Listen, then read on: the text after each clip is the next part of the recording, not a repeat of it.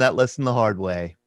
And so Nancy, we'll talk about Gold Star, the Gold Star mothers, and then I was going to show a picture of Bob. That's fine. Have you talk about him if you'd like. Okay. And then Lori, I'd have Lori talk about Anthony.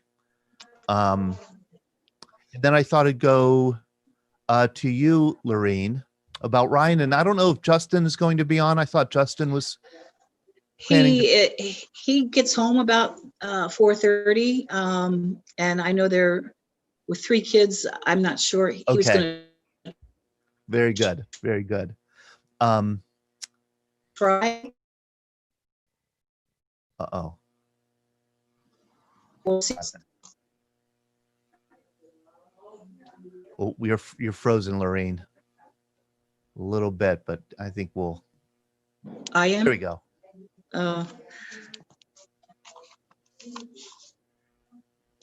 And Lori, don't worry about. Say what you think. We can take it. Okay. I think we need to hear what you have to say. As uncomfortable as it is, I think for some. John, Well, I think it's better without all the veterans because I think they're fixed. Some are, some aren't.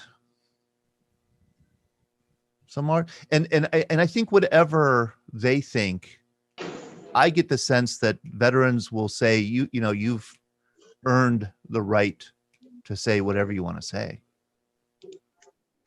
I'll vote that one wholeheartedly as the Well, one thank who's you. done the work. And then it's one thing to see it from my aspect and have gone, but to have been the one who, when another unit goes out and you're the guy who's taking care of this person's wife and kids, you're the one who calls the mom because you're the first one in contact or reaching out to the family. It's a very delicate and very new dance for that. And there's a lot of stress because the world keeps moving, but your focus is like, hey, my son, my daughter, that loved one is in a very, very much in harm's view, in harm's way. I'm going to interrupt you now, James, and start our theme song. People in.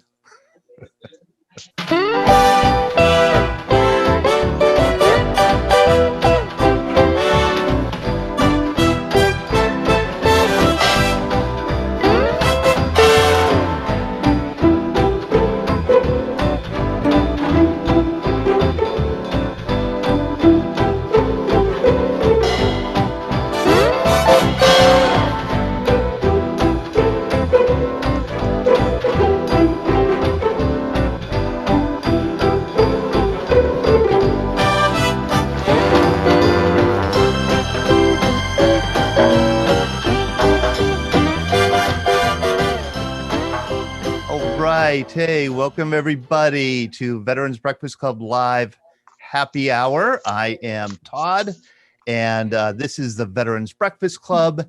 And with me, we have Sean Hall, who's Director of Programming. He is in the production room today. Ellie is taking the evening. We don't have Lauren with us. So if anything goes wrong, like if my face looks too yellow, it's on Sean. So just blame him, send him the complaint letters. We also have James Martin here, who's our co-host with the Scuttlebutt with us. Thank you, James, for joining us. This is our Gold Star Mothers and Gold Star Families and Blue Star Mothers and Blue Star Families edition. We're going to focus on Gold Star Families and Gold Star Mothers because Sunday, September 27th is Gold Star Mother's Day. And so we thought we would, start the beginning of the week and take a look at hear from some Gold Star families and some Blue Star families and hear what it's like. Because, you all know that with the Veterans Breakfast Club, I've been with the Veterans Breakfast Club from the beginning, from 2008. I'm not a veteran, don't come from a military family. But one thing I've learned over the years is when somebody joins the military, the whole family does, in a sense. The whole family has skin in the game. The whole family has a lot at stake. And the whole family has to endure, special trials that I think is hard for people like me who don't come from military families and who I'm not a veteran, hard for me to understand fully. So, and I think sometimes even I have to say for those in the service, I think they're not always aware what the family is going through, not always. So we want to talk about that and explore that a bit tonight. We always do like to begin with the national anthem, and we do not. Chad Riddle, are you going to sing for us? No, he just said no. So I think that means we're going to have Marianne Mangini lead Todd, us I in the think national. my voice is as good as yours. Okay, then we definitely don't want that. We don't want you, Chad. All right, so we'll go with Marianne Mangini with the Star Spangled Banner, and here she is. Hi, VBC. My name is Marianne Mangini, and I was totally honored when he asked me to come in and close your meeting. I'm sorry that everything kind of got turned around with the COVID thing, and I hope you're all doing well. And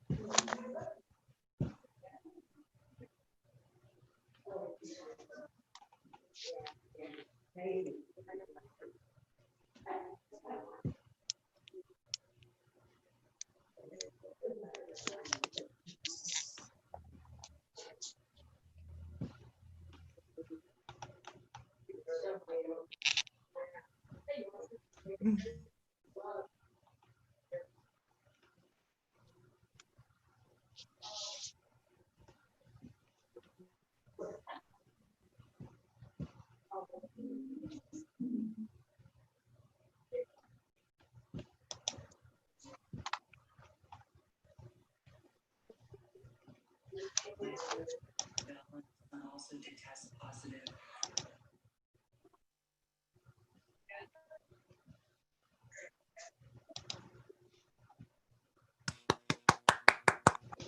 Excellent. Marianne Mangini is always excellent. She recorded that way back in March or early April, and we've been using it often ever since. This Marianne Mangini, she's a wonderful musician here in Western Pennsylvania, and she donated that beautiful rendition of National Anthem to us. Thank you. So once again, my name is Todd. I'm Todd DiPastino. I'm the director of the Veterans Breakfast Club. We're a nonprofit based in Pittsburgh that holds veteran storytelling events, and we've been doing them virtually ever since March, and it's wonderful. We do them 3 days a week. Sunday afternoon is our Greatest Generation Live. We just had that yesterday with a wonderful World War II Navy veteran, Bob Young. He was our featured guest yesterday. And then we do what we call this happy hour on Monday evenings at 7. And then we have a virtual breakfast Wednesdays at 9 a.m. And the breakfast is not simulcast. We like to simulcast Greatest Generation Live in this happy hour on Facebook Live and on YouTube Live.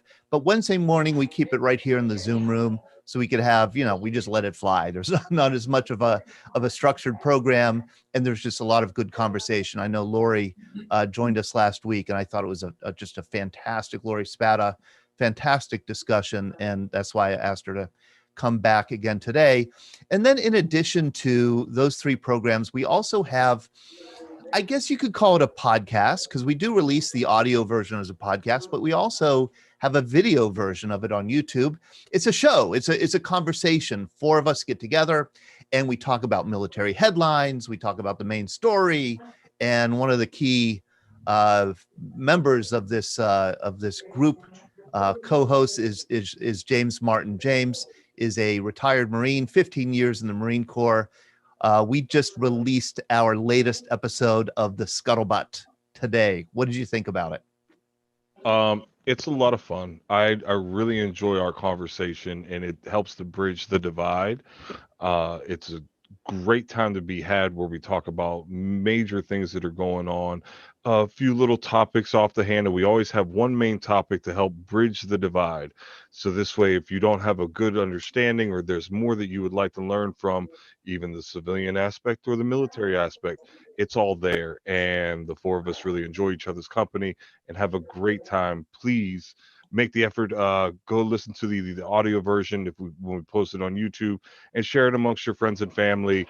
We would love to hear back from you and what you think. We've even opened up a new session where we actually got some mail back, some response, and it was From Andy yes, Blade. Andy. Yes. Thank you so much Thank for you, that. Andy. We really appreciated that, and it was a great point of a conversation to make sure that we're on our P's and Q's and doing what we need to do right. Again, it's the Scuttlebutt. Thank you so much. Please come out and join us. Enjoy our podcast. And James is the only Marine on the Scuttlebutt, so we have some Marine jokes every once in a while.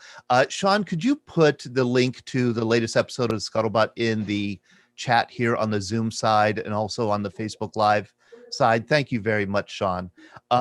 Yeah, so that's the Scuttlebutt. It's kind of our attempt to understand military culture, and believe me, it ain't easy all the time to understand military culture. We have an interesting conversation between the two of us, Sean and me, who are not veterans, and Lauren Del Ritchie, Navy veteran, James, a Marine, and they try to explain the Navy and Marines to us, and we're trying to understand it.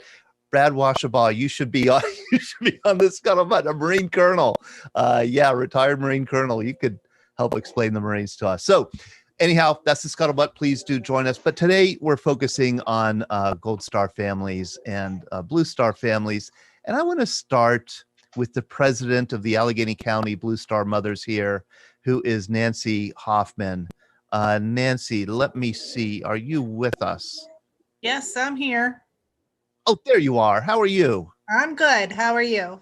I'm doing well. I thought we would kind of start with having you kind of, there are plenty of people, explain to people what the Gold Star Mothers are. I find it, I'm amazed at how many people really don't know what Gold Star families, Gold Star Mothers are. Right.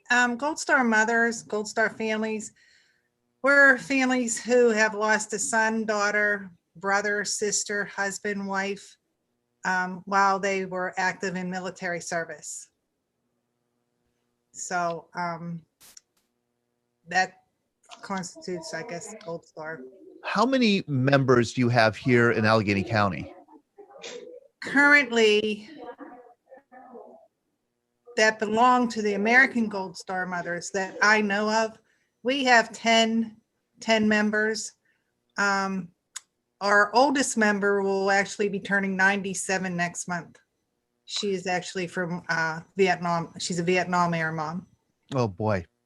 Mm-hmm. Boy. So, yeah, there are, I believe, 1,000 Gold Star Mothers nationwide today, about 1,000. yeah, I would say there may be over a little thousand. I know that about 95% of the applications coming into headquarters office is the cause of death now is suicide. Okay. And what are the criteria, I guess, to be a Gold Star mother? Is it, you don't have to, your son or daughter doesn't necessarily have to have died in combat? No, just as long as they are active, they are military active. They were active, military active. Right. They can combat, yes. They can die from an automobile accident, a training mission accident, suicide, sickness, but as long as they are active military, then that constitutes Gold Star Mothers. And what do Gold Star Mothers do? I mean, you're civically active. What kind of activities do you do? What kind of volunteer work do you do? We volunteer at the hospitals, the VA hospitals. We do a number of things. My true passion is Shepherd's Heart. So we do a lot for Shepherd's Heart. Last year which is a veterans homeless shelter here in Pittsburgh. Right. We gave Christmas gifts and stockings and provided Christmas dinner for Shepherd's Heart and Thanksgiving dinner. And then we just provided Sunday dinner for them. So they're a very big part of, our organization. We help the Fisher House out by donating money to them as well. Anywhere we have a military need to help our military and our Gold Star families as well, that's where we're at. I'm a historian, and I find the history of the Gold Star Mothers really inspiring and interesting. It was founded by this woman, Grace Darling Siebold, whose son, George Siebold, volunteered for the Army right after the United States declared war against Germany on April 6, 1917 in World War I. Not only did he volunteer for the Army, but he volunteered to become a pilot at a time when there were only 13 pilots, I believe 13 officers, I should say, in the aviation detachment of the Signal Corps. There was no Air Corps even at the time. And because there really wasn't an Air Corps, he had to go to Canada to train with the Royal Air Force. And then immediately after he received his pilot's wings, which was in maybe 3 weeks or 4 weeks at the most, he started training other cadets. That's how serious the need for pilot training was. Right. So George was 23 years old. He volunteered to be a pilot, and man, only the most fearless people volunteered to be pilots in 1917. I would say probably 15% of all landings of airplanes were crashes. And so it was pretty much guaranteed you were going to get hurt, at least if you were a pilot. But he was intrepid. He loved it. He wrote to his mother religiously all during training. When he shipped overseas in North Atlantic, he saw the ship in front of him get sunk by a German U-boat, landed in Liverpool, then shipped over to France, and began flying missions with the 148th Aero Squadron, which was actually under British command at the time. And he was engaging in dogfights against German planes, and he would write excitedly to his mother, "I shot down 3 German planes today," and providing close ground support in 1918. And the letters would come kind of he got a commendation from the British government for his service. And then in the first week of September, the letters stopped. They stopped coming. And Grace, as you could imagine, started to worry and panic. And after several weeks, contacted the War Department, and the War Department said, "We don't know where he is. I mean, he's serving under British command. He's not our responsibility." And oh man, just the heartache you could feel, the panic and heartache and sense of loss. The whole time, Grace, of course, had been a civic leader and had been very active volunteering, especially visiting wounded soldiers in the hospital, buoying their spirits, especially those wounded soldiers who, didn't have family. She really devoted herself to them. And then finally, it was just before the armistice of November 11th, 1918, Grace did learn that the word came from the War Department that George had been killed. His body had not been found, but he was dead, presumed dead, and buried as one of the unknowns in a Belgian cemetery. And I think she had a hard time accepting it.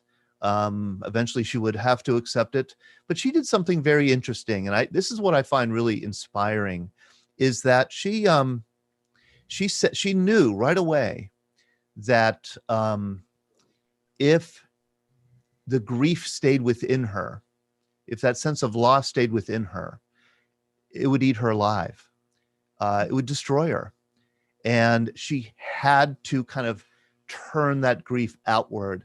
And she kind of redoubled her efforts to help the wounded and the sick servicemen coming back from Europe. She would scour the hospital wards for a while looking for George, thinking that maybe, he had been misidentified. But she came around and really dedicated herself to the kind of intense volunteering. And that's what led to the Gold Star Mothers Incorporated, which was finally incorporated in 1928. The sense that, and it's something that I've just found in my personal life, that, the best cure for heartache or grief or self-pity or anything bad is to really go out and help somebody else. And I think that's a lesson that she taught and the Gold Star Mothers taught.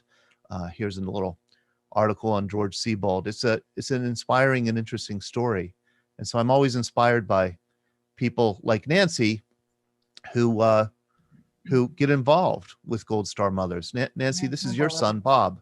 Yeah, that's my Bobby. Can you tell us about Bob? Bob graduated from Avonworth High School in 1999. He was involved in all sports. He loved hunting. His true passion, though, I would say, was baseball. Bob was a very, very good baseball player.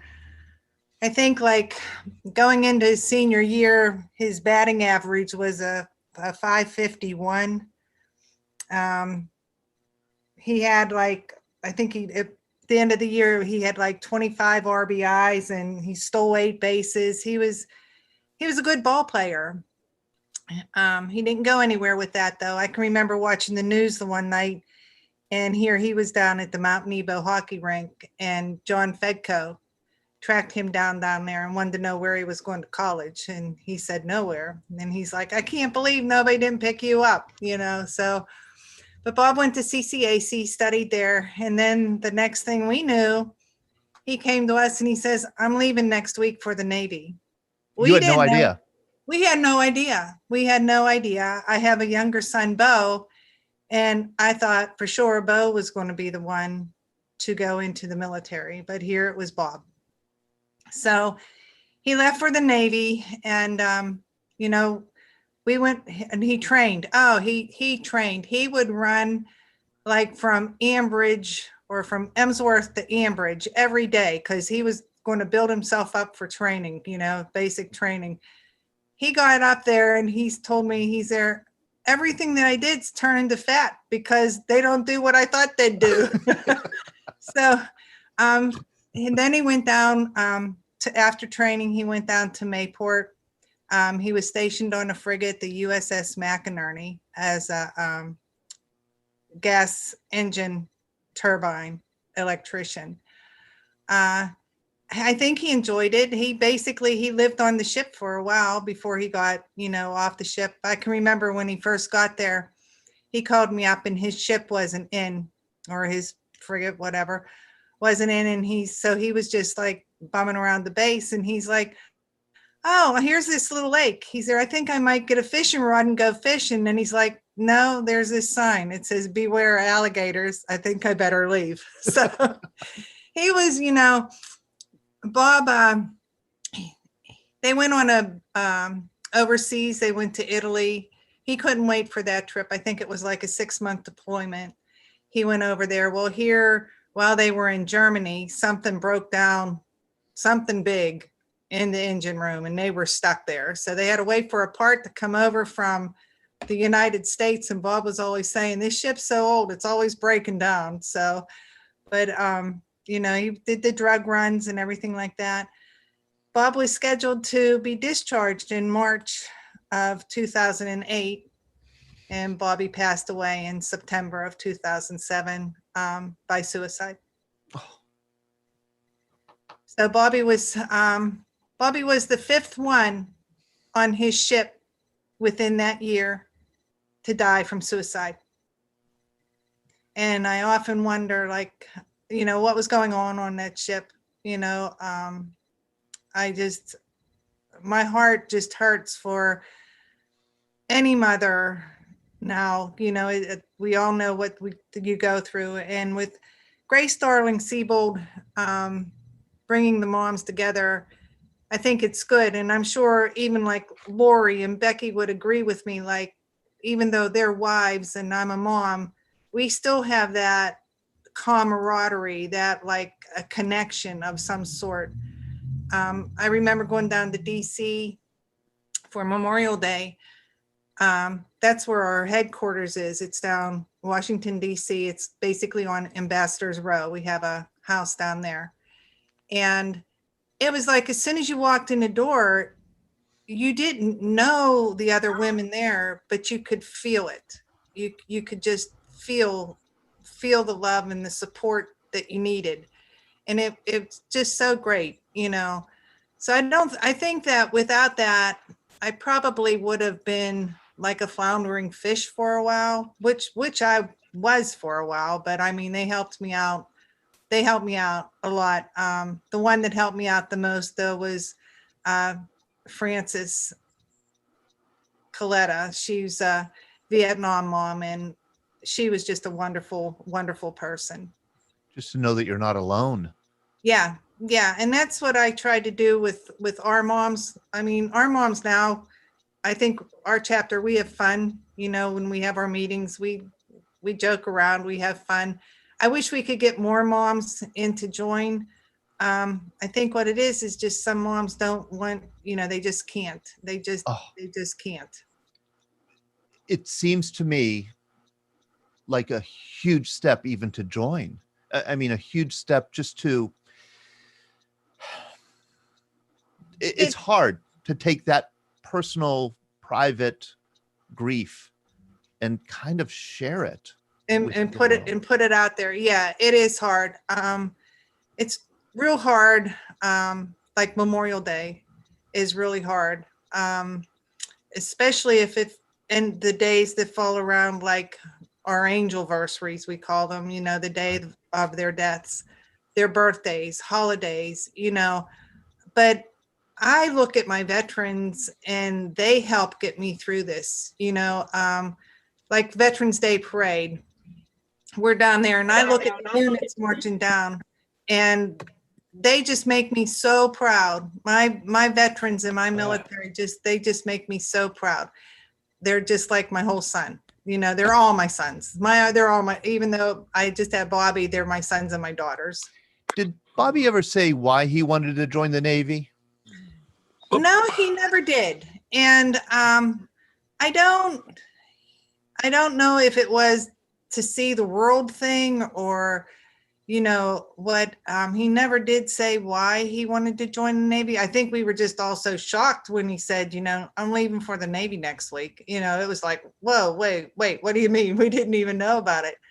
But I don't know. I think it's something, I guess I want to say in our bloodline or something. You know, my family's been in every conflict the United States has except the Gulf War. So, you know, I just say we have the blood of patriots in our veins. So, and I think there's something about being a young man and wanting to go out into the world and have an adventure. I think that was it. He would tell me, like, he would call me. He called my mother the one day from Spain and she's like, what are you doing? He's there. I'm getting ready to walk into a McDonald's. She's like, in Spain? She couldn't believe there was a McDonald's in Spain. And so, yeah, I think that was it, to see like the different places. He said his best place was Amsterdam. He loved Amsterdam. I'm like, oh yeah, you would. So, did you ever get any answers to the questions that you had about why or what was happening on that ship? No, and I never will. I never will. That's the one thing with the suicide. You always have that question, why? That eats at you. And sometimes you just got to say, you know what, let it go, because you're going to find out someday. Someday you will find out. But right now, you can't let that consume you, because you're not going to find out, you know. It's hard. It's really hard. Nancy, thank you so much for just sharing a little bit of you're Bobby's welcome. story with us and your own story. And I want you to hang on if you wouldn't mind, because I do want to invite people on the Facebook side and here on the Zoom side to ask questions. You know, you could raise your hand, you could put a question in the chat. And then if there's a question or a comment on the Facebook side that Sean would want to relay to you, we could do that too. I want to go to Lori. Lori, are you going away? I'm just going to turn the light on because the sun's going down. I thought I wanted to catch you before you. Lori's getting her drink. Lori's back. fat as a gold Hey, star. Lori. Yes, Hey, Jerry Jerry. Gagens, your friend How are Jerry's you? here. My name is Spada. Spada. I called you Yes. Spada. Yes, but that's how they say it in Italy. But when my grandfather came and went to Ellis Island, they called him Spada. So since that, and he was proud of that.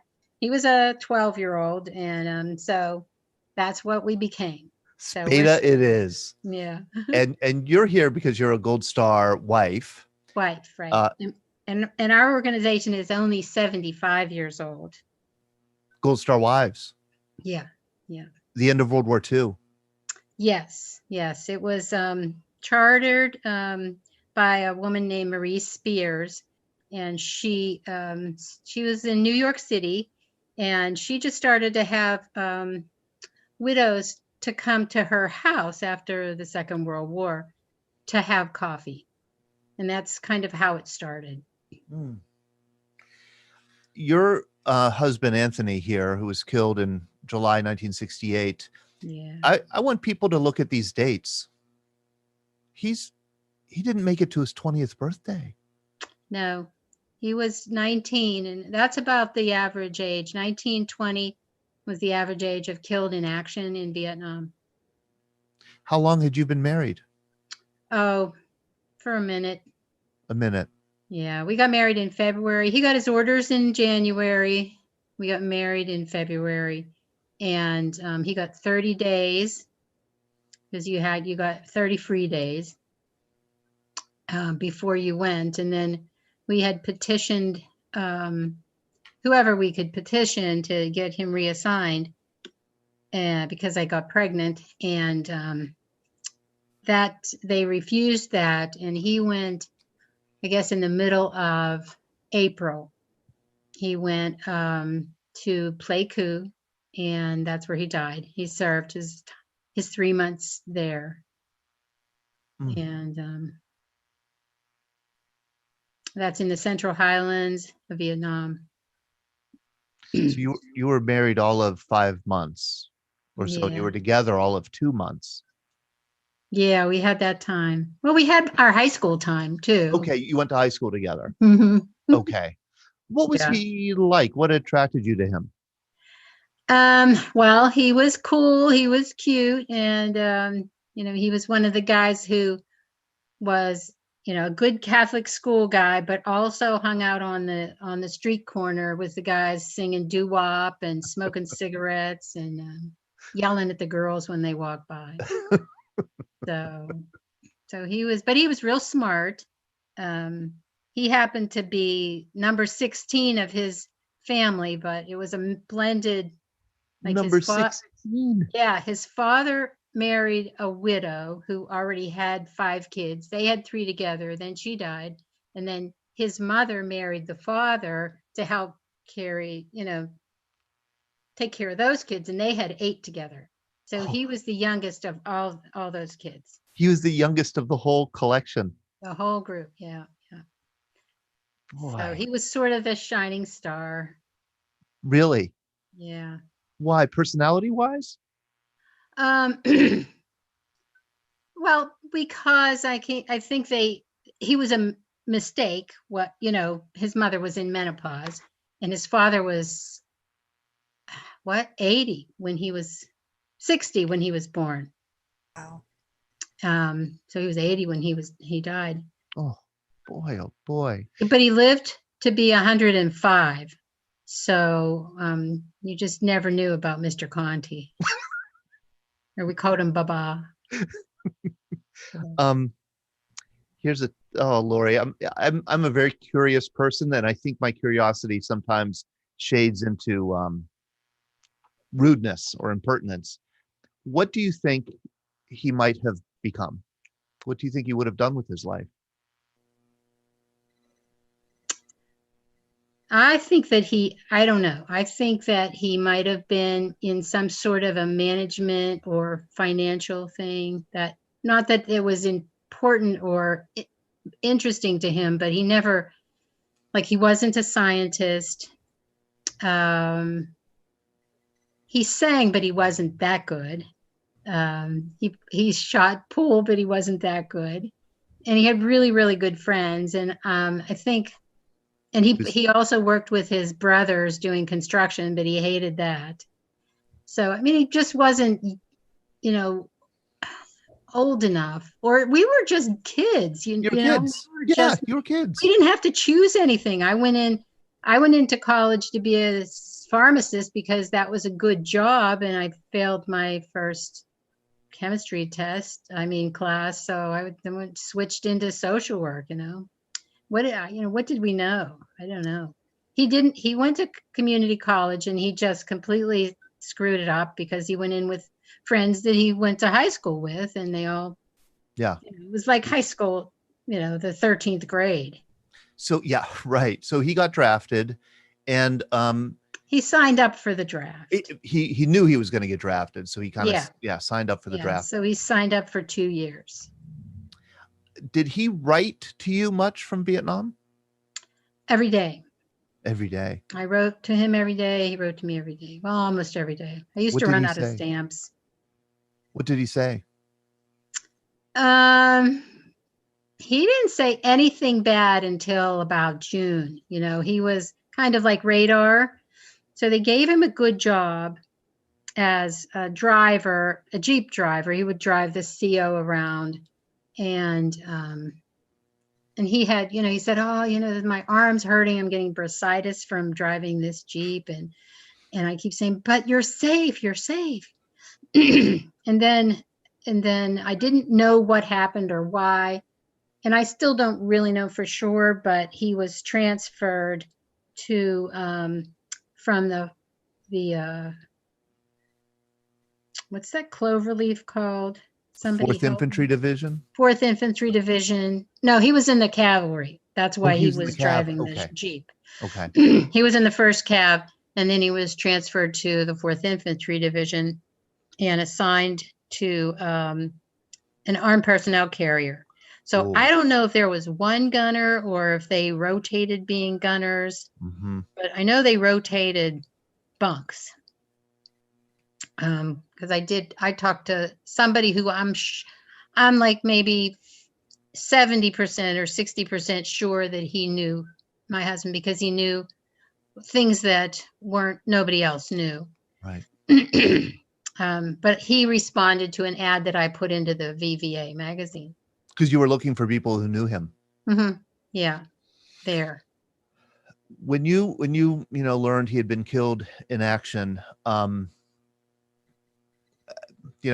just have a dumb question. What happened to you? What did you do? You're 19 years old yourself, right? I was 18. 18. And I was pregnant. And I went crazy. And then since I was pregnant, the priest came up and the doctor came up, and they did those home visits then and decided, I think they put me on Valium or something like that. Right. So I was pretty much just anesthetized. We had to wait 3 weeks for the body to come back. And those were really hard weeks because everything was, and I was in total denial. Yeah. I just couldn't believe that was happening. And then the funeral was huge because he was a real popular guy, and I don't know if his was the 2nd or 3rd killed in action in our little town. And everybody from the school came, everybody's mother came, father, everybody came. So it was the 3rd big event or the 2nd big event of that year in Sheridan. And working through the trauma of losing Anthony, it took years and years for you. Yeah, I would say I became kind of suicidal myself. And I think that, and I went down to 84 pounds. And they didn't really know what to do or what that would do. Nobody knew how to deal with depression like that.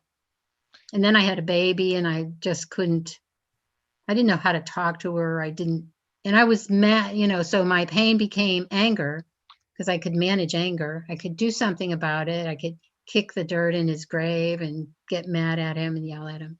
What were you mad at him for? For leaving me. for abandoning me. What helped you recover? Well, I didn't get a lot of help. I I escaped.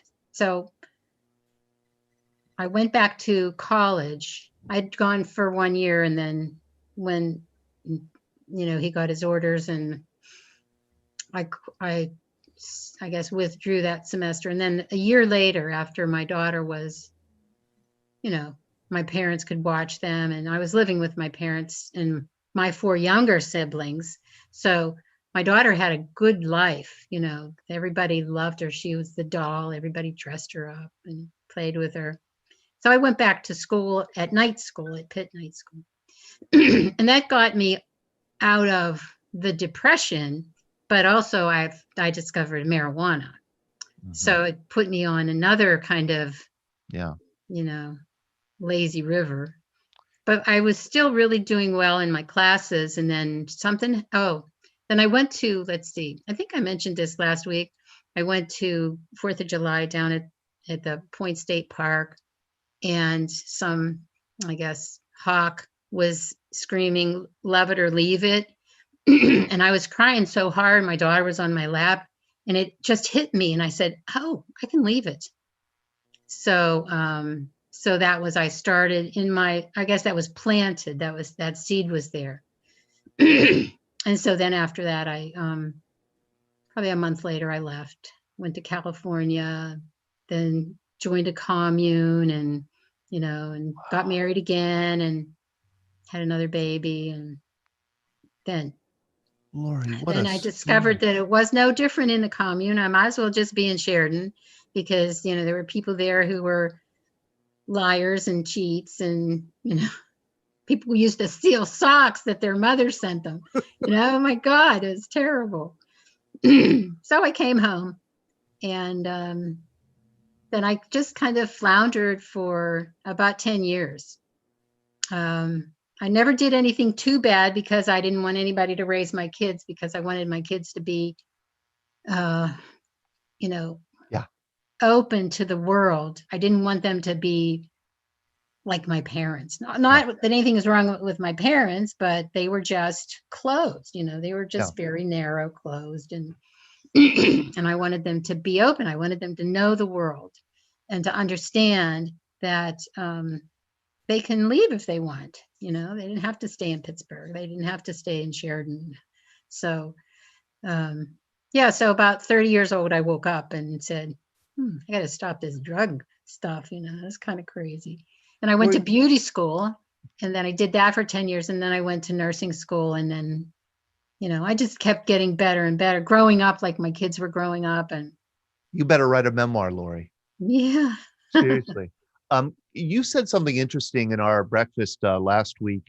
You said that one thing that helped eventually was, I think, going to a vet center. Oh, yeah. Yeah. 25 years. I was 25 years. That was the anniversary of his death. And I was remarried. I had a good marriage, which fell apart eventually, but it was good at that time. And the kids were doing really well. And my daughter, I had a second child with a second marriage. This was the latest and the last marriage. And I was doing, so everything was going well. I was working, kids were doing well, but I just couldn't, it was sort of like a level of happiness that I never knew. Mm-hmm. And so I went to just see if they had anything to help me, if something I could do would make me feel better. And my daughter went, I went, we got assessments, and they said, no, you're all right. You're within normal limits. And I said, well, and so the team leader, Dave McPeak, said, well, what do you really want? I said, I want to know how he felt, what it would feel like. So he asked his group members if I could join the group just to ask questions or Other know. Vietnam veterans. Yeah, yeah. And yes, they said yes. So my daughter and I went a couple times, and then she sort of asked her questions, but she was so sad when they would do their stories that she said, I can't take it anymore. So I went down and I just kept going for like on and off for 5 years. And then I was satisfied. It was like that the questions were still there because I would never know the true answers, but the options that I heard just from everybody's stories was so precious, and the fact that they even shared them with me was even more remarkable. Yeah. Did you find that they kind of welcomed you into their circle in a sense? Well, not right away. I had to prove myself. And I think that there's a lot of survival guilt that they had to discuss before they let me in. Right. And but they still couldn't get away, couldn't get over it. But I really had, I had some, I guess, I stayed friends with a couple of them for a while. And then at the vet center, I taught yoga for a while. And Mm-hmm. so I did that just until last year. The vet center moved and I just kept doing that. Right. Yoga and Tai Chi. So things that helped me in my life to stay grounded, I tried to share that. Yes. Share the things that help. Mhm. And again, if people have questions for Lori or Nancy, Mhm. or Lorene, who we're going to turn to next, because I still have more questions for you, Lori, and you should write a memoir. That's quite a story. A writer? Yeah. Yeah. I want to see the memoir. Oh, Jerry will write it for you. I need a writer. James. James. Yes, James. So, one, bless you. Thank you for sharing your story. It's powerful. Whenever you went to the VA, to the vet centers and things like that, uh, you said you had to prove yourself, and I understand as a veteran that guilt that is there. Um, what were some of the things that you had to do? Because I understand it from my perspective of being the veteran or being the person trying to shield my Marines from harm, because one of the last things I ever wanted to do was be the guy carrying home the casket of your loved one. Like Mhm. like I have a brother that goes through this every year. He lost 16 of his, and I Oh. call him at, "Hey, are you okay? Are you good?" Mhm. And we had to have a serious conversation where I was like, he was thinking of, those thoughts creeped in, and I was like, you were dealing with young men. What do they want to do with their lives? And he started telling me, and I'm like, well, live for them. That one kid that was 19, never had a big screen TV, always wanted one. Go get one. Write his name on the back of the TV. So this way you still honor that person. What did you have to overcome in those vet centers, if you don't mind me asking? No, the first thing was to make sure that I wasn't a pretender, Oh, because God. they had, I had to wait about a month so they could check my background and to, check Tony and make sure I was telling the truth about the dates, because they had guys come, no girls, but guys come to they said they were this and that, and it turned out they weren't. So they wanted to make sure that I was Mhm. telling the truth. And then once I was allowed in there, then they were allowed to ask me any questions that they wanted. And they really wanted to know what my interest was. What was I there for? And when they understood that I wasn't trying to judge them, I wasn't trying to live my husband's life through them. I just wanted to make sense of why he would have chosen, if he chose, to transfer from the cavalry, to go See, out on a you tin don't have can. Lori, I'm sorry to interrupt you. You don't have an answer to that question of why he transferred from a headquarters company Jeep driver to, an APC in the 450 division. Well, the one guy, the guy that I 65% believe said that he was driving a new CO, and the new CO was talking to somebody else in the car, and he said that he didn't care how many casualties he took. And Tony said something to him that might had an a-hole in it. And and I think he said he was like transferred that day. Oh, boy. So, Boy. but I think he got used to having the old CO that he got along with. And that's the only thing I heard, and I hang on to that. Maybe it's true, maybe it's not, I'll never know. But I do sometimes embarrass myself because I ask everybody who has a Vietnam hat, where did you serve? And sometimes they didn't serve in Vietnam and they just have a hat on. So, and I embarrass them. So I'm not going to do that anymore. But I did that for like 10 years. Just to see if they served with him. Lori, a Gold Star mother, or I'm sorry, Gold Star wife said to me once fairly recently, that she had a hard time getting over the idea that her husband had this loyalty or this commitment that was more important than her. Yeah, and I did also have to ask them about that, and knowing them helped me understand how those relationships could be stronger than his relationship with me and his unborn child. Because I'm over here, I'm safe. Even if he dies, I'm still safe. But these guys, they're dying, and who knows? I mean, the minute you step foot on Vietnam, you were afraid until your plane was gone. And so many people told me that. And everybody heard about it immediately. It was a small little war. Everyone, all the guys that he graduated with and friends that I graduated with, they all knew right away. Yeah. That he died.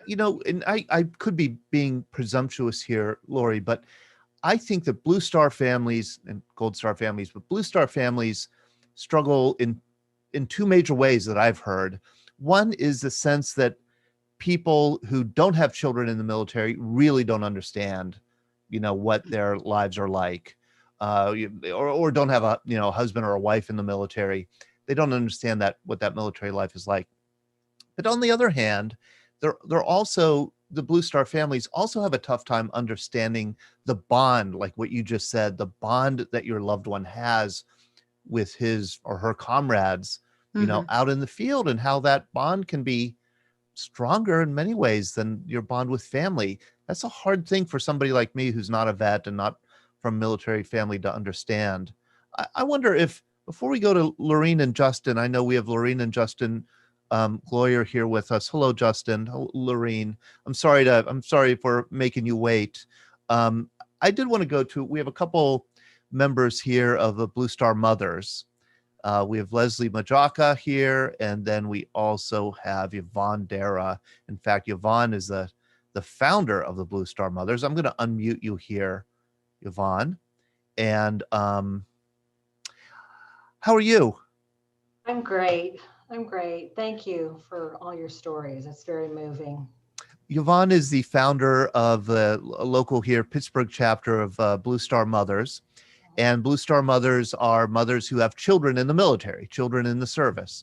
Right. And, we live in a world where 0.5% of our population serves on active duty in the military. So 99.5 of us, don't serve. And so only a tiny fraction of your neighbors, of my neighbors, of our community have family members serving. I imagine, and I don't want to be presumptuous, but I imagine that it can be a lonely experience to be a Blue Star mother. Yeah, I would have to agree with that. So, there are people who don't care for our military, and, there are people who just need some educating, and, you tell them that they keep our borders safe and our country safe. And, so that's always like a challenge, I think, just kind of the outreach. But we're here to support, our troops and our veterans. And, I do have some experience. I grew up in a Gold Star family. So I'm a little emotional right now. Yeah. So Do you want to, how about, my brother was killed in action in Vietnam. Wow. And so I do have roots, going back to being in a military family growing up. My brother enlisted at age 21, and he had his associate's degree. He enlisted in the Marines, and he wasn't in NOM very long. But I'm also very emotional too, and I just really didn't know what to expect tonight. But his 53rd anniversary was September 6th, so it's pretty fresh. And he was killed, Operation Swift, Hill 43. So anyway, and when my daughter was at the Naval Academy and she did her service selection with the Marine Corps, I was pretty stunned, really, as a military mother. So I just couldn't believe that she was going to join the Marines. And so anyway, I'm sorry, I just need to collect myself. Yvonne, you better not say you're sorry. This is, yeah. Yvonne, what was your brother's name? Gary Hibbard. Gary And Hibbard. it's so funny because I have my ribbon. So I have Blue Star, and then I have my mother's Gold Star. And then of course, I have all this. This was she is Gold Star. She is Gold Star. You are both Gold Star and I am both. both. And so, I felt very strongly. I mean, Todd shared the story with you. My daughter, service selected Marines, commissioned from the Naval Academy, and I was always doing care packages, and with the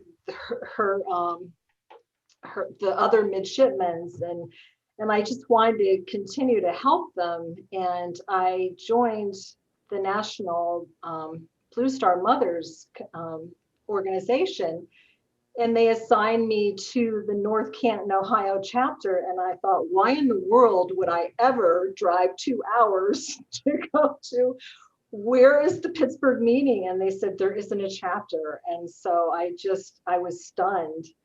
And after they told me, well, there are some mothers who might be, want to found a chapter.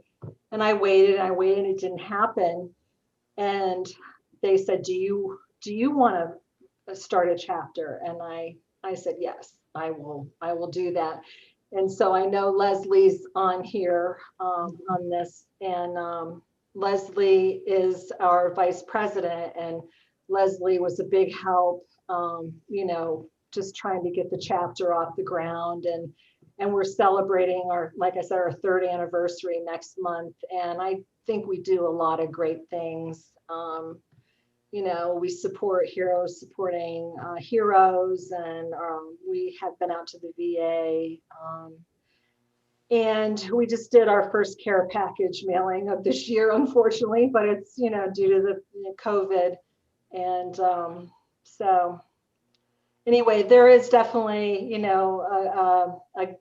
a gap that we're trying to bridge. I wish we, like Nancy Hoffman, I wish we had more members. We probably have about 25 now, which is pretty good. That's pretty good. And it's a 2-hour radius. So we have a mom in out toward Uniontown. We have a few moms in the Newcastle area. But primarily here in the Pittsburgh metro area. So. Yvonne, I'm going to come back to you and ask you about your daughter and what she's up to and, where Okay. she is. But Yeah. I do want to introduce Leslie also, who's another founding member of Blue Star Mothers here in Western Pennsylvania. Hi, Leslie. How are you? Hi. Good, thanks. It looks like you have a military picture in the background here. What is that? My husband is Army Ranger, so we have a lot of Army stuff and Navy kind of in this room. So your husband was Army, and then Yeah. who in your family was Navy? Me. You're Navy. Yeah. It's a mixed marriage. Yes. How's it been working? Okay. Well, we don't get along on Navy Army game. And so you have a child in the military? I do. Yeah. My son is in the Navy. In the Navy. Mhm. How did you convince him the Navy rather than the Army? Well, this is my second marriage. So my son's father was also Navy. So he Okay. grew up having two Navy parents. and Okay, there we go. That was his dream ever since he was a little boy, to join the Navy. And how long has he been in the Navy? He's been in for about almost 5 years now. He just re-enlisted in January for another 4. Oh, so he likes it. He loves it. He hopes to retire, so we'll see how that goes. Wonderful. What does he do in the Navy? He's on a very long deployment right now. He's on a ship called the USS Philippine Sea. Okay. And right now, the last I've heard, he was somewhere in the Indian Ocean. So this is interesting, Leslie, because I actually didn't know that you were a Navy vet. Mm-hmm. And so you Yeah. know it from both sides. Both you were the daughter going Mhm. off into the Navy, and now you're a parent who has a son going. Yeah. And I say I'm sorry to my mom all the time for not I was calling her more I was often. gonna say that. I was gonna say you now appreciate your parents Oh, what yeah. they went through when you left home. Yeah. Why did you want to join the Navy?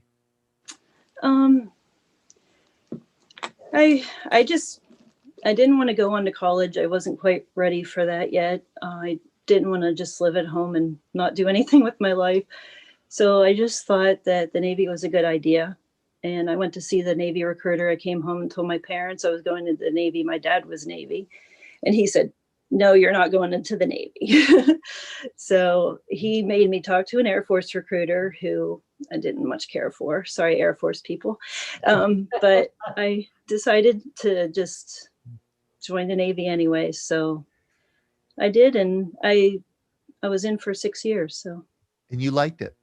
I did. I really had a good experience in the Navy. Did you serve at sea? I did not. You didn't? What was your job? I was a Navy corpsman. Ooh. And so I was stationed with the Marines at Camp Pendleton for pretty much most of my time in. How And I great. specialized in physical therapy. James is giving you a clap there. So Yeah. that is so interesting. And so why do you think that Blue Star Mothers is important? I can't even explain how important it is for us to have each other. You have no idea what's going on with your kid, even though I was in the military. And I feel like sometimes I could bring a little of that to people that are Blue Star mothers and explain to them, what maybe their child is going through and why you're not listening to, or why you're not hearing from them all the time. And, but we just have such a tight bond. You need to do that. And I feel like anybody who has a child in the military really needs to get a support group, because it just helps a lot to have somebody that knows what you're going through. I can talk to my girlfriends that I graduated high school with that are my best friends, and they have no idea. They have no idea. No, they Right. think my kid's in college, Yeah. College is not anything like being deployed. Nope. Sorry. Nope. Nothing like it.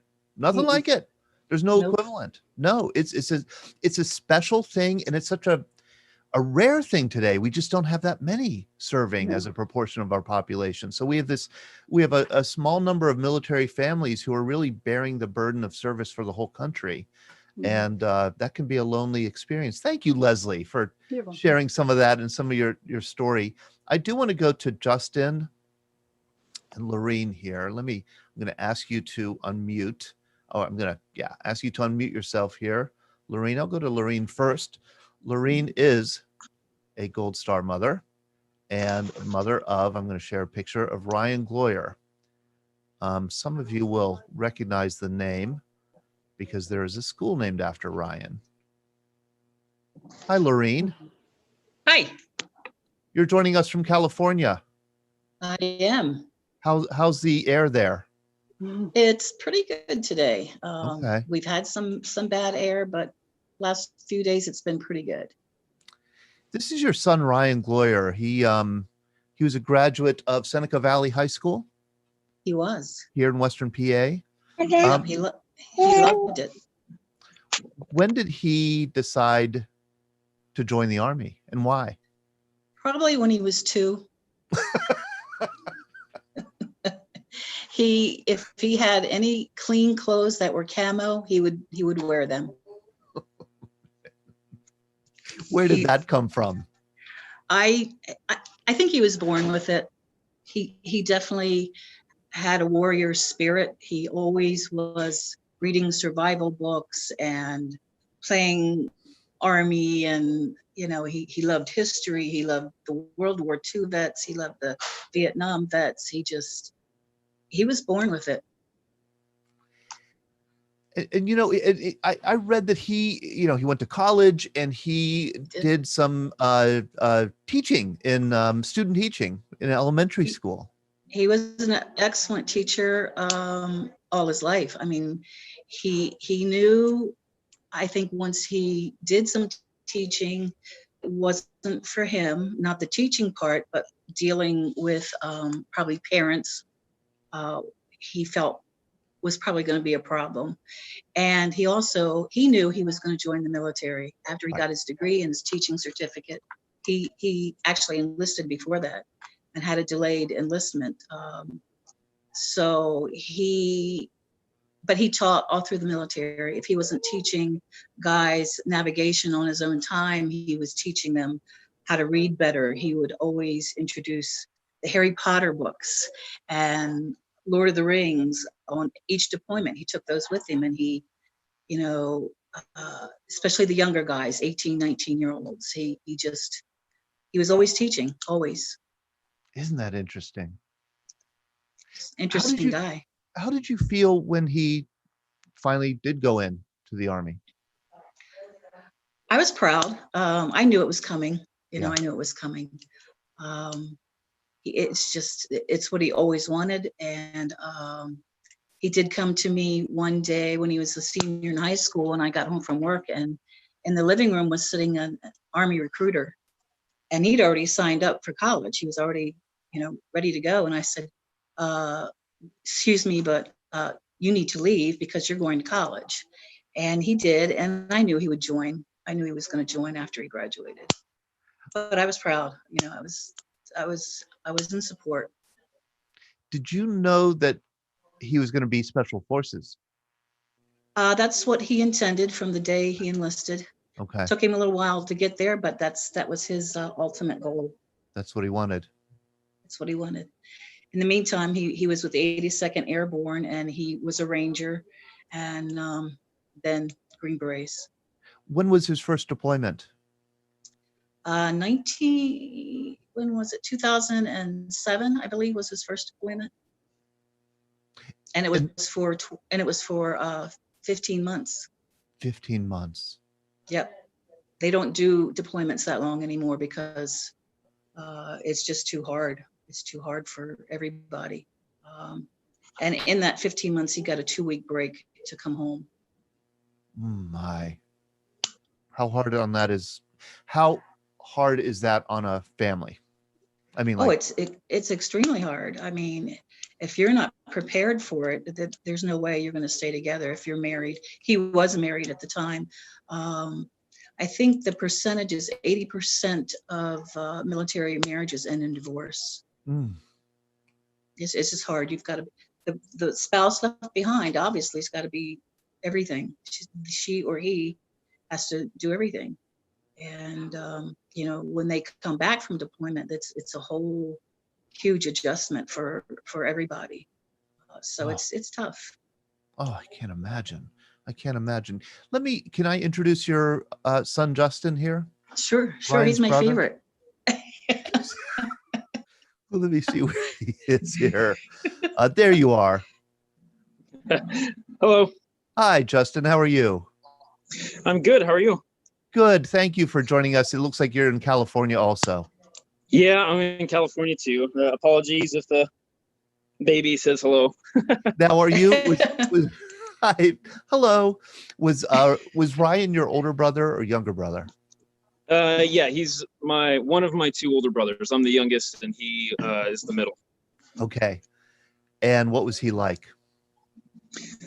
The coolest. No, I always tagged along. Always wanted to be like him. I did everything that he did. Yeah, he was a great older brother. Always looked out for me.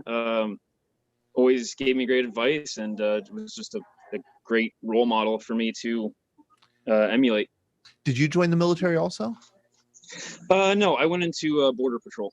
Okay, That's Border good. Patrol. Okay. Mhm. And I mean, you know, I'll ask the same questions. You're a brother, so it's a different kind of relationship, but would he kind of tell you things that maybe he wouldn't tell your mother about, you know, danger or? Yeah. Yeah. Yeah. Okay. Yeah. Without being too graphic, yeah. I mean, Yeah. he would enlighten me on some maybe graphic details of deployments that he probably wouldn't let my mom or dad know. Yeah. Do one of you want to tell us how he died? Yeah. So, Mom, I don't know if you want to or not, but I can go ahead. Go ahead.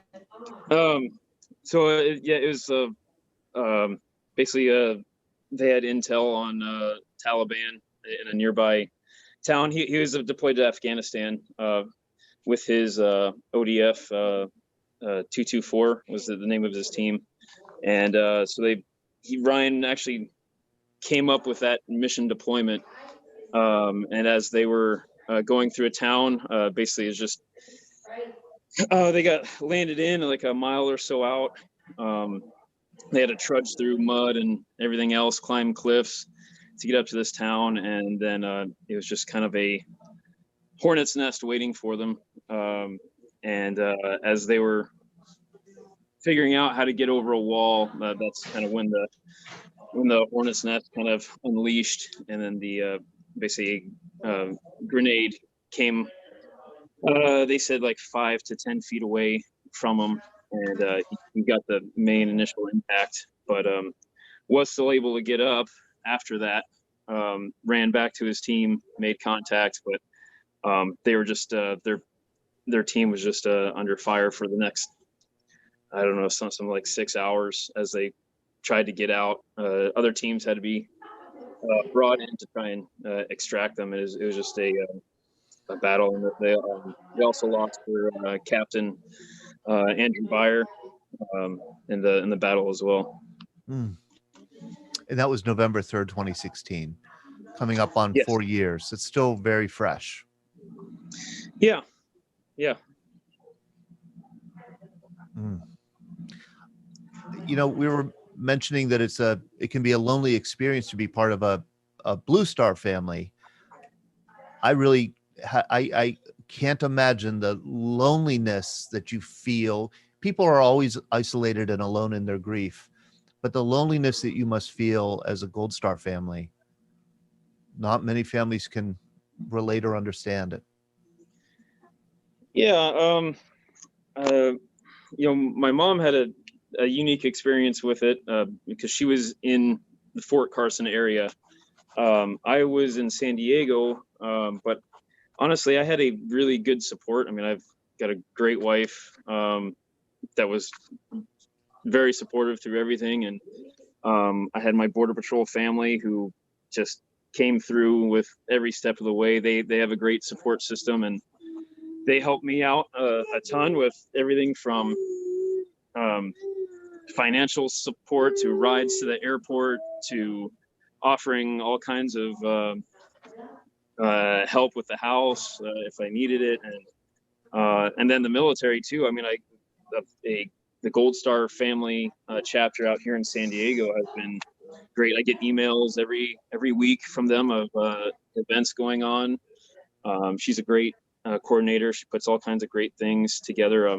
We're also right next to a couple bases. We're right next to Camp Pendleton, and there's also the Coronado base out here. So there's a lot of support out here, and they give. I'm not sure how much she's involved with all of it, but she does a great job coordinating and reaching out to my family and the other Gold Star families out here.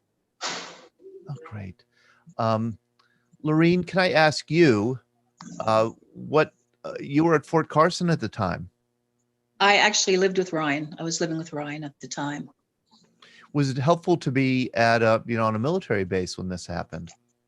He lived off base. We lived off base. Ryan actually never lived on base. Had great support from the military, from the Green Beret chaplain to my officer that was appointed to me. He went everywhere with me, made any kind of arrangements. Green Beret Association Foundation, Special Forces Foundation, they take care of so much. And it was Ryan's team members, once they got back from Afghanistan, they helped me move. A few of them still keep in touch just to check in on me, and other friends that he was in the military with, I'm still friends with. So that was a good experience. They were right there. Tell us how it came about that this middle school, Ryan Gloyer Middle School, came about a little over 2 years ago in the Seneca Valley School District. Ryan's dad had a lot to do with that, but four seniors saw the article about Ryan when he was killed in the newspaper, and they started a project. And took them a while, I think, to figure out what they wanted to do, name a street after him, or they were, putting a lot of things out there. And finally they decided on renaming the middle school. And they worked for about a year and a half on getting that done, and it was finally approved. And it's such an honor. It's just such an honor. He absolutely loved Seneca Valley school system. And so that's how it started with these four students who did a great job. And Lorene, I mean, they did research about him. They knew knew his background. They knew everything about him. And it just seems to me so perfect, like the perfect tribute. Exactly. It was being a teacher and loving Seneca Valley. And it is. I couldn't think of a better honor, really. Okay, here's a tough question. Lorene, you don't know me. Justin, you don't know me. We've never met. We've never talked before. You didn't know about the Veterans Breakfast Club. Why in the world would you agree to come on and talk with us? Gosh, good question. I really haven't participated in a lot of Gold Star group things. For me, it's still kind of fresh, and it's hard. It's just hard.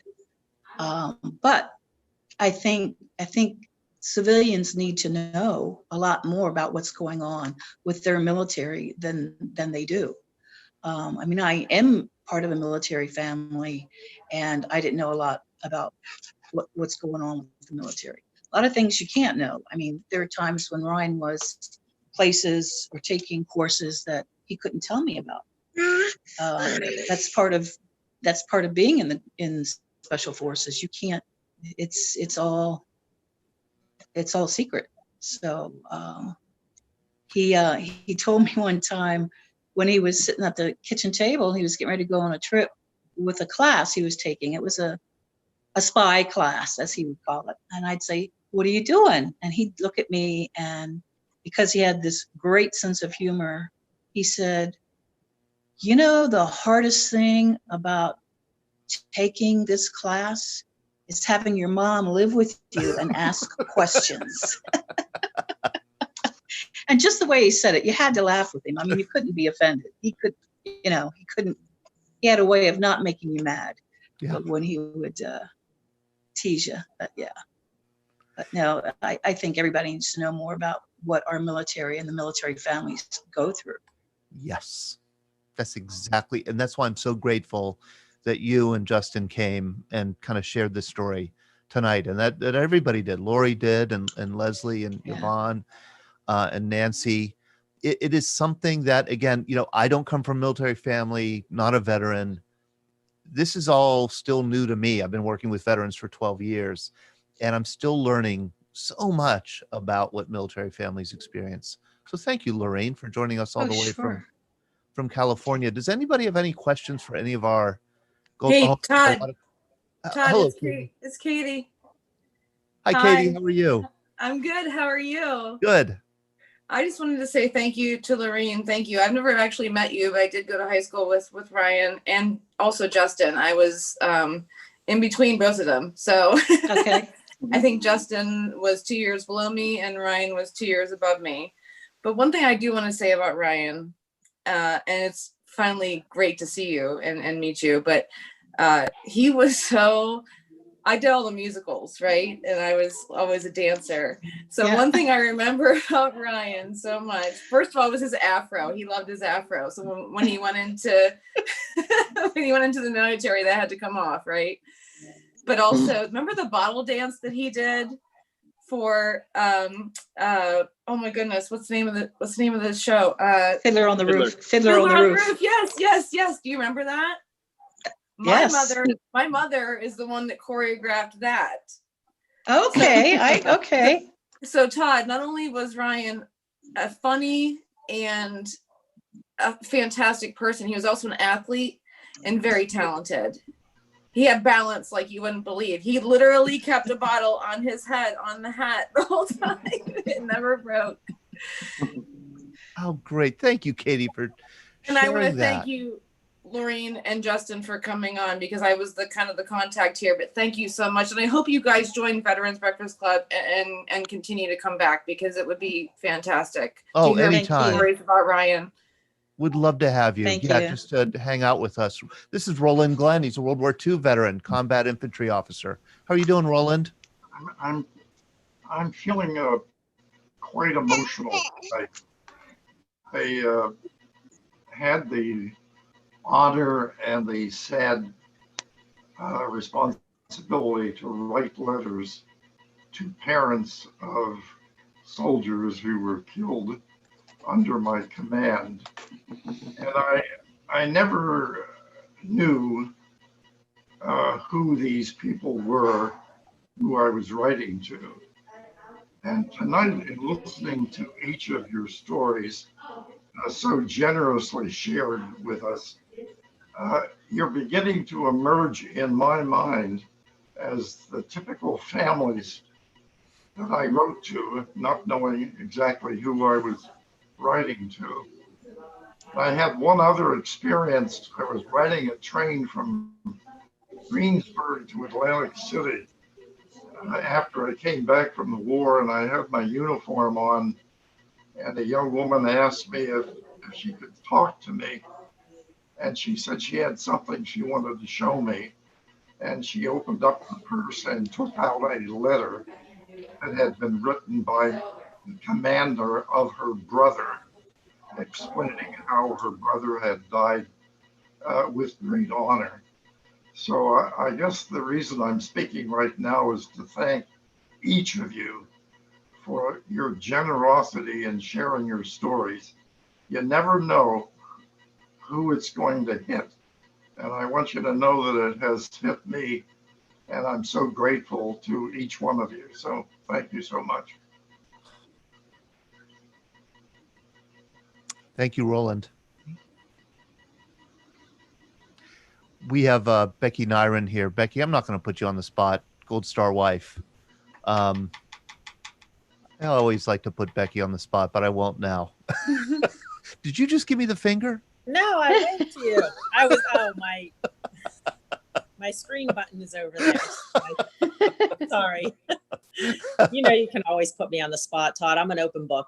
I know you are, but Yeah. boy, this is a moving evening. I don't know if you have anything to add, Becky, whether you want to, Ask chime in. away, Todd. You lost your husband, Nate, I did.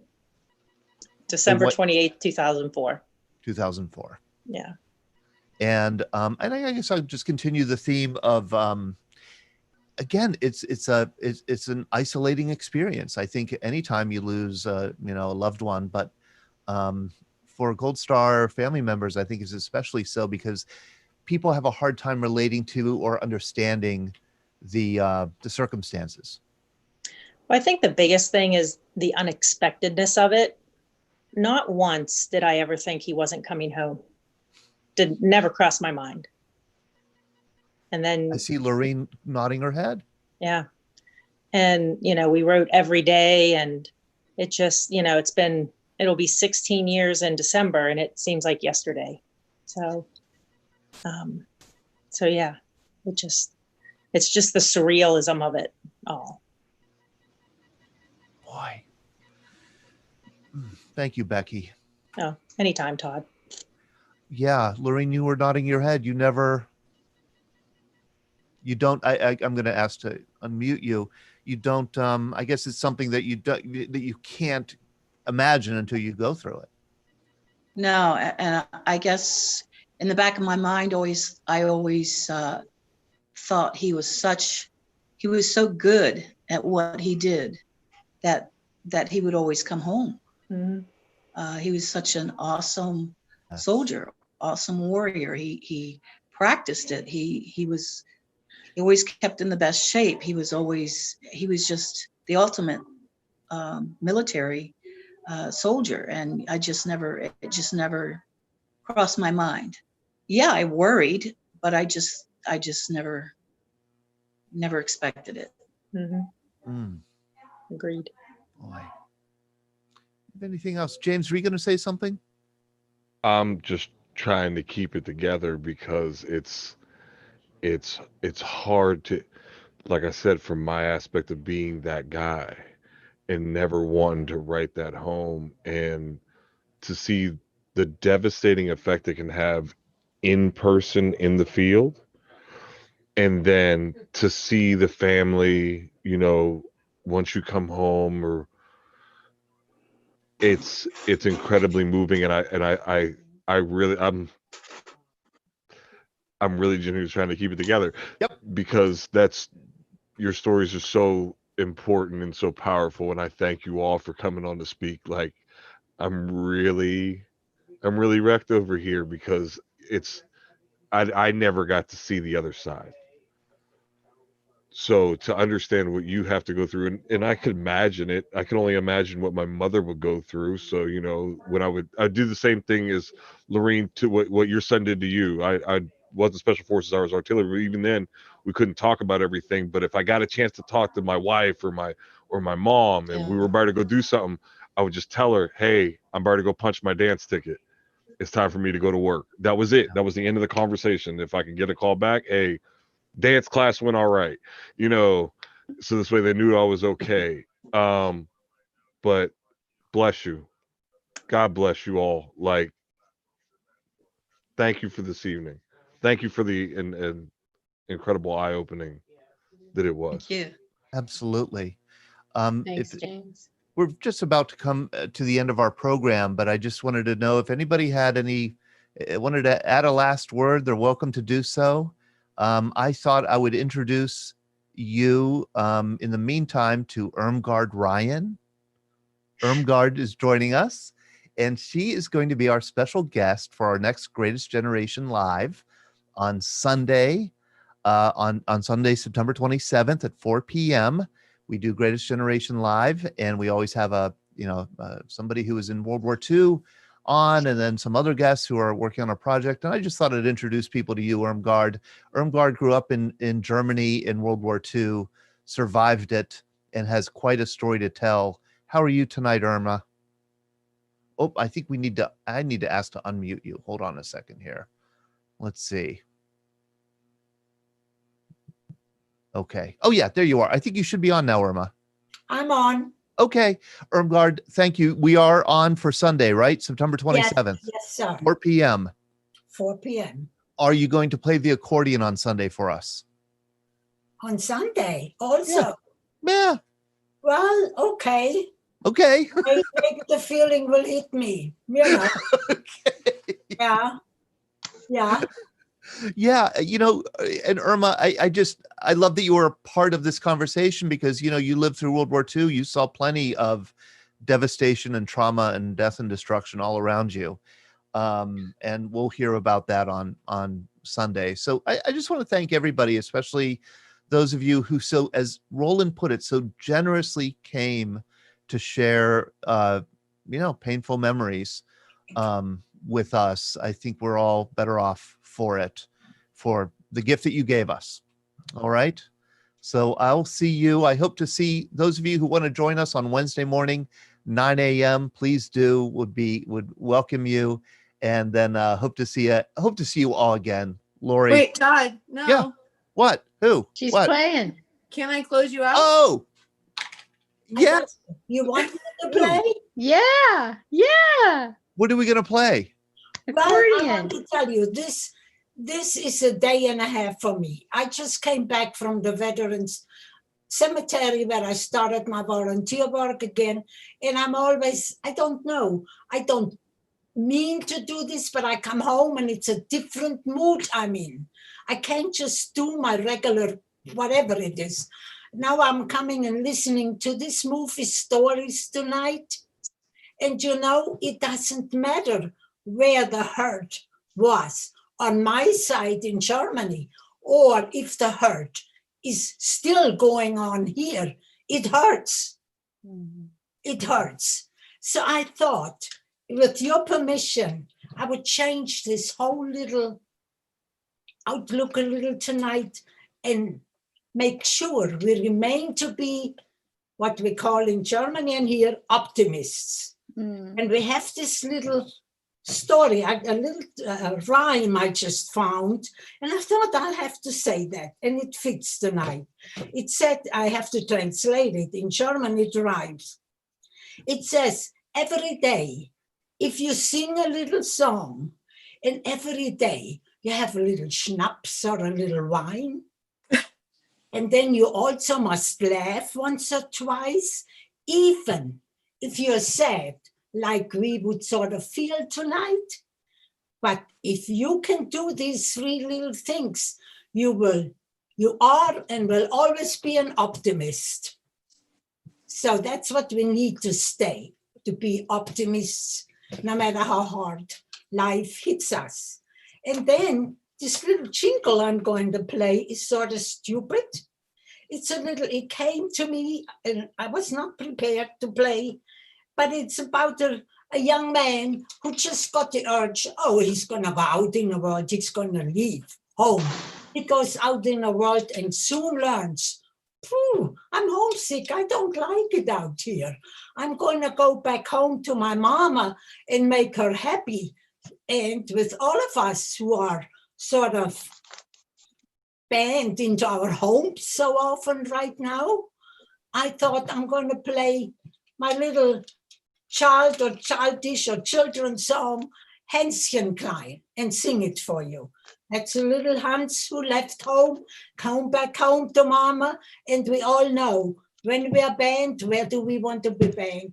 Home with mom in our own house is best, right? Here we go, Hänschen klein. Hänschen klein ging allein in die weite Welt hinein. Stock und Hut, stiel ihm gut, ist ganz wohl gemut. Aber Mama weint so sehr, hat ja nun kein Hänschen mehr.